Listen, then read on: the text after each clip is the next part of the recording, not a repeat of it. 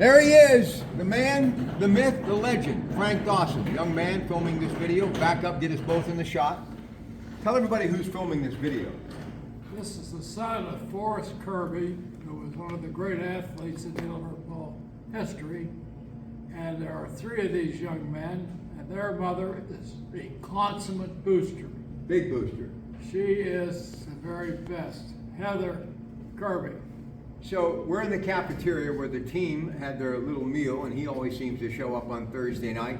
And tomorrow they are on the road. Charter buses will be headed to a playoff football game. So it looks as though blue and white forever, you're going to have to stick around a little bit longer because you're going to have to add some chapters to this book because of what Coach Cusick has been doing, David. We started very slow. We lost 3 of the first 4 games, but the team just did a turnaround. And we have put 2 of our opponents on a running clock in the last 3 games. So, yes, we've really turned things around. All right. Before you can live in the present and enjoy the future, meaning that game tomorrow night, this book is a must. You can get it by getting a hold of this man. He actually gifted every senior member of this football team this book recently. But I want you to take me back, not that far back, but let's go back to, say, the 60s when our friend Mr. Render actually was an assistant here. So let's start off with that era of Potter football. Well, of course, that's when Bob McNay was our head coach. And Jim Render was teaching in the junior high out in Hammondsville and was renting an apartment in Wellsville. And he said to Jim McSweeney, who was an attorney in Wellsville, are there any jobs? And Jim was a friend of Harry McConville's, who was, of course, the number one of all time as far as being a booster and a sports enthusiast. So they hired Jim to coach with McNay. Mm-hmm. Of course, he went from here to Uniontown. Right. And he had a very average career at Upper St. Clair. Yeah, winningest coach in the history of the WPIL. Tremendous.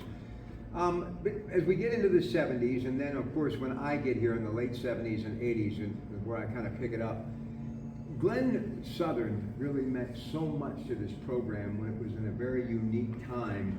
Bob Morris and I were talking about him the other day. He kind of got things back on solid ground, did he not? Well, Glenn Southern was a graduate of one of the finest educational institutions in the world, Baltimore College. Where he went. And the Watts family, Mr. Watts Sr. was the AD, and Wade Watts was a graduate. Mm-hmm. So we all knew each other. And then Glenn, I think it took him 7 years to get through Baltimore. And it wasn't until he kept changing majors because he wanted the coach to be around the team. But then he got the job at Minerva. Right. And for Minerva, and I recall he came to our home one evening and he said, I really want this East Liverpool job. And he got it. And he was a Watts type coach. I mean, rough, tough tomboy. And he did very well here and then went on and coached beyond here. You know, before him, of course, the very first coach that I covered was Bob Babbage, who had a lot of success at Quigley Catholic, won a WPIL championship. And I think about some of the players that were playing for him back then. You had T.C. Pearson, you had Mark Douglas. Obviously, you get into the Alan Blythe era and move forward. So now what I'm seeing with Coach Cusick, some physical players, larger players, as far as their physique is concerned, I see some of those players coming back to East Liverpool. This Gavin Wright has done, Kirby has done. It's just, there's a feel right now, Digger, that Potter football is on the rise. And we started slow this year. I mean, we looked like we're playing in a playground. Didn't work. But all of a sudden, this team, Click. and particularly we went down and beat Edison in the last seconds. And Turning point. oh, that turned us. And I mean, we really now have a smooth operating machine. Do you believe, as I do, and I mean, I had some great years here, Bob Morris, Bobby Thayer. You believe that Robert Jackson is the best football player in the history of East Liverpool? Absolutely. Absolutely. Me too. He is not now. it upsets him. I say Bernie Allen was the finest all-around athlete. Well, that makes sense. But you remember where we played Lake. We played beat Lake at Borden. Borden. Next week, we played Chardon at Warren. And we were down. And boys, Robert, as down as we were, he won 98 yards toward the end of the game. Wow. So that really was the only time, I think, in my 20-year career, as I was telling Coach Cusick earlier this week, that we were in the postseason. What this guy has done with this football team in such a short period of time, Digger, I mean, this is something to really be proud of. He has to come up from obscurity to notoriety, and of course we got a tough trip to begin with, clear over to Columbus East. Where exactly is Columbus East? Columbus East is here are some of their alumni. Chick Harley. That's why they call it Chick Harley Field. Yeah, and of course he was one of the great All-Americans at Ohio State. Bill Willis, the great Cleveland Brown middle guard. And then we played them in baseball, and they had Ed Ratliff, who went on to become a member of the Basketball Hall of Fame, pro NBA, but he played on that baseball team that beat us. Well, our best players were Bill Montgomery and Jim Mazurka. And they pitched Ratliff in the semifinal. We thought, whoa, we got a mate. They got this Ratliff. Whoa, we got through him. They put a guy out there for the final game, overweight, poor coordination. He threw knuckleballs, change-ups, and he beat us 1-0. East Liverpool has never, get this, never won a state championship. I look at Reno's down there. If he wins any more state championships, they're going to have to build A wing. And we've never had a state championship I know. in any sport. But here's the thing about Cusick that I love. He's the principal at Westgate here. Seeing these young men become even more grown, heading into high school, the whole thought process, Patterson Field in the shadow, you get them thinking young about, as they did Bill Booth League for years. I really think this could be, and he's young enough that he could go another 5, 6, 7 years as head coach, if not longer. I really think East Liverpool's about ready to take that next giant step and make a big statement, Digger. I really believe that. And you've seen that happen at other schools. Right.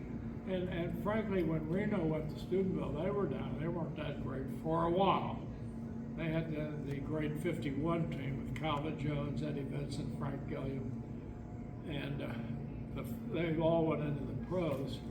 But Massillon, yes, they're down a little bit because they lost that Tusky Valley school district. And Ken McKinley's always been good. Alliance, some of those schools, but we had just never had a state championship in any sport. And maybe who knows what might happen. Every once in a while when I have a little downtime and it's late at night and, thinking about my time in East Liverpool, I reach for this book. And it's a great read, but explain to everyone Blue and White Forever and what it's all about. I mean, it's about everything that's part of football. Well, and of course, I put some of the other things that happen, like victory parades and pep rallies, and who were the administrators of the school, but every game of the last 15 years is in there, word for word. I do a baseball scorecard to keep track of the team, each play, but I can't write another one.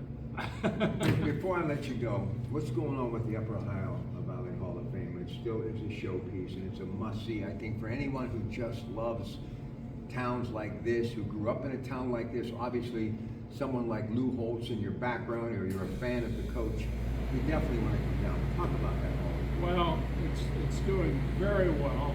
We have a terrific director, Shelley. Right, Opel Roberts, and we have all kinds of activity, day in, day out, and just a lot of visitors, and a lot of people. And again, we emphasize education. Lou just sent us a very healthy check to give scholarships for strictly vocational. And I talked to him today. I said, we're going to play on a neutral field tomorrow night. Yeah. He said, that's like Notre Dame playing somebody in Rome. Notre Dame playing a game in Rome. Well, So, I know that you guys will have a lot of fans traveling with you, and I wish you nothing but the best. And these are the times that I miss being behind the microphone, but it's nice to be a fan. And I can't think of a better person to spend this night with, Halloween, than a former funeral director, Digger Dawson. Have a great rest of your night. A little bit more before we say goodnight. Don't forget, all weekend long, KDKA 100.1 FM, AM 1020, and Blue and White Forever. It's a book. It's a must-read. If you're part of this alumni, you got to have it. Good night from East Liverpool, Ohio, and your Pratt.